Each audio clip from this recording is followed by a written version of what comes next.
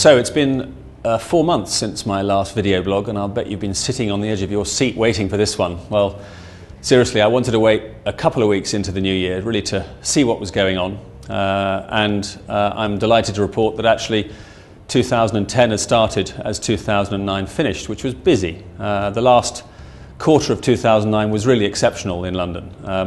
The first quarter was disastrous and the last quarter was fantastic. So what does 2010 hold? Well, the first 2 weeks has brought on nearly 600 new tenants into the market and just over 500 new buyers in the first 10 days. Stock is still an issue, although we've certainly seen the managers and valuers' diaries busier, much busier this year, with people thinking about selling. Stock seems to be an issue in lettings, and it really confuses me as to where all this property's gone. People are just sort of sitting on the sidelines at the moment. They're not reletting their property. That's why my view is the sales market will be replenished with stock in the coming month to 6 weeks. So what's going to happen to prices?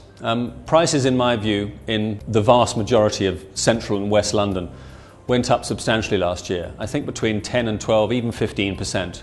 There are properties that have now risen above their 2007 levels.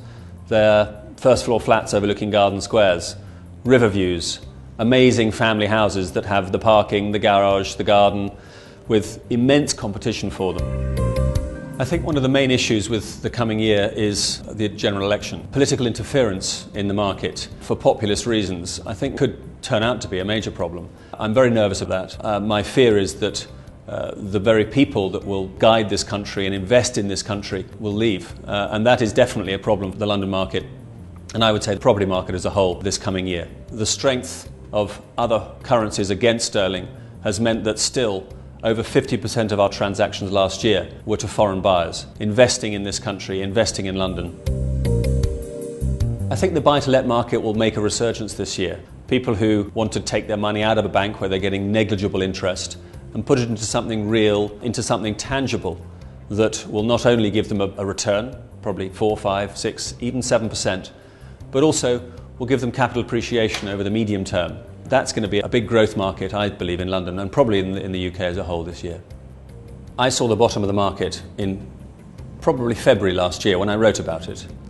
However, having said what I've said about what's happened since then and what I believe is going to happen this year, I certainly don't think we're out of the trees yet. There is much uncertainty in the market, both in London and the economy as a whole.